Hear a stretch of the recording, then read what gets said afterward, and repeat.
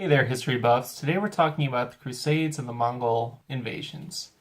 And I want to actually focus more on what Christianity looked like in Europe, because during the Crusades, Christianity was going through something of a revolution and becoming a much more personal experience than it had been in the past. And I want to focus particularly on one facet of this, the reforms of Francis of Assisi, who is perhaps famous today for being the namesake of the current pope. Francis of Assisi lived from 1180 to about 1220 in Italy. His goal was to reform the way monks behaved. Monasteries have been founded all throughout Europe during this time period, and they were hugely successful. A monk would found a monastery in a marsh or on a hill, basically anywhere where there wasn't a village. And the community that the monastery founded would make it into fertile farmland. So monasteries were an important economic driver in Europe by restoring farmland that hadn't been cultivated. And they also provided markets for people to trade.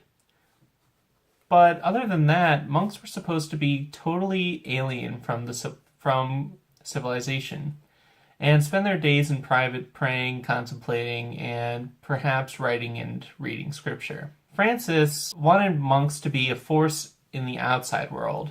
His goal was to found a new type of monastery for people to give donations to charity, provide welfare for the people of cities, and do service for the community.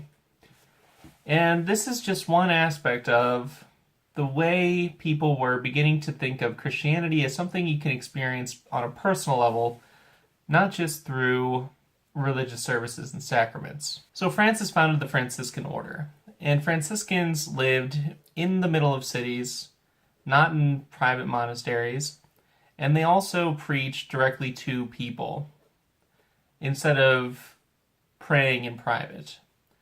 So this signals just one step in a long chain of changes that brought Christianity down to the normal people. So one other change was the institution of parish churches. They spread a lot more in the 11th and 12th centuries.